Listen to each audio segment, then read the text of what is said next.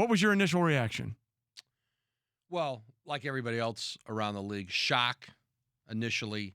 All of us were chasing the timeline of when Magic Johnson was going to fire Luke Walton. Was he going to do it in the building after the game? Was he going to do it today at the practice facility? And that had been Magic's plan. He had permission to do it from Jeannie Buss. He said as much last night and decided to quit on his way to firing his coach. And the reaction from the coaching staff, several of those guys were out on the floor. They were preparing for the game and talking with the Portland coaches, and sort of there was some gallows humor going on, like, yeah, we're about, we're probably all about to get whacked here. And I was told all of a sudden one of the Portland coaches said, hey, maybe not. Look at this. And wow, they're off to the races. Rajon Warner walked in and actually saw the impromptu presser and thought maybe LeBron retired or something like that. Was Magic good at his job? No. And largely didn't do the job. I mean, he was not around much. And, every once in a while you'd see him scouting, and it would always be a big production. He'd be at a college game, and you'd know he was there. Wasn't at a lot of them, and wasn't around the team much. And I think when he came in earlier in the year, when we reported on when he went after Luke Walton earlier in the season, he comes in and yells at people and gets after them, but he's not around, and it's hard to take that seriously when the person's not in there with you every day. And he has these other businesses and other interests and traveling. And so people would tell you they didn't see him around much. He wasn't in the office a good deal. Now, a lot of that responsibility goes to Rob Pelinka, and Magic's the president, Rob's the GM, and Rob does the job. He scouts and he's in there. But Magic did not treat it with the respect that it demands. And, it's a full-time 365-day-a-year job, and Magic treated it like one of his several entities. Did that surprise you that he didn't understand what the job took? I think he knew what the job entailed.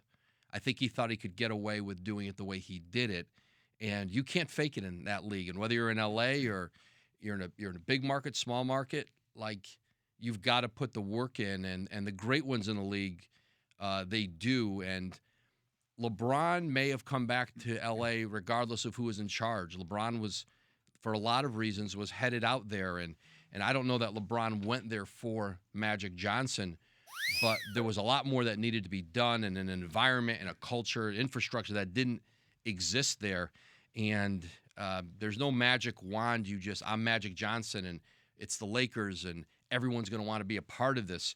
People know the details, agents, players, the environment that's there. And if you don't create it, people know you haven't created it, and it makes your place harder to sell. And a lot of their decisions last summer reflected an organization that struggled with how to build a roster and then certainly how to build one around LeBron James.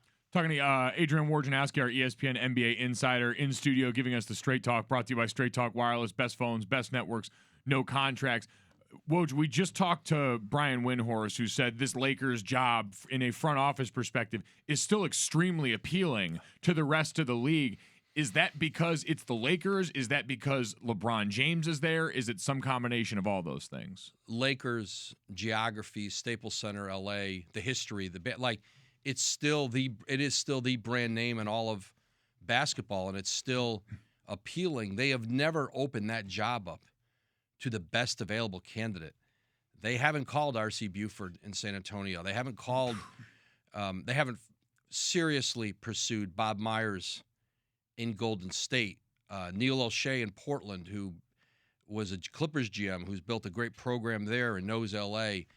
They haven't opened it up to candidates like that. And if they did, they'd find most of the league would be looking to try to get out of the contracts they're in to go there if the circumstances were right, if you gave somebody the autonomy they needed to do it the right way. And the players in those situations, whether LeBron's there or not there, those guys will take that out of the equation, because that's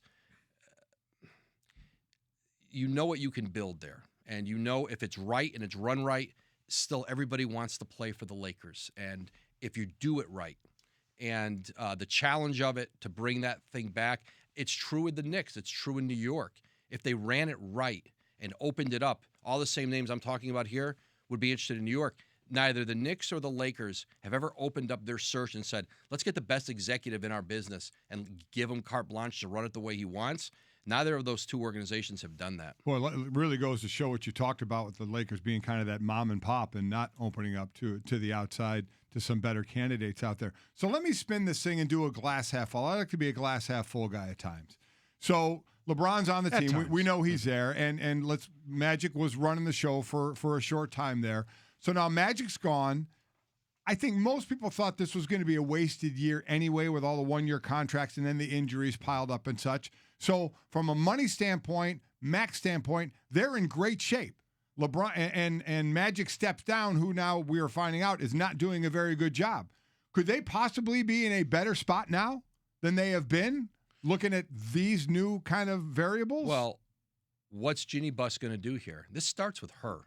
She's made these decisions. She's not the victim of what Magic Johnson did last night. She empowered him. She built this organization out. She had every opportunity to go out and pursue some of the names we just talked. She went with the iconic ex-player there. And so what is she going to do? How is she going to proceed here? How is she going to run this organization? So they're in better shape if she makes better decisions. She hasn't made really good decisions running this team. And to listen to some of her public comments and some of the public forums and some isolated radio interviews, you go back and you look at how she's talked about this, and it would be worrisome for candidates about working for her and how she views all of this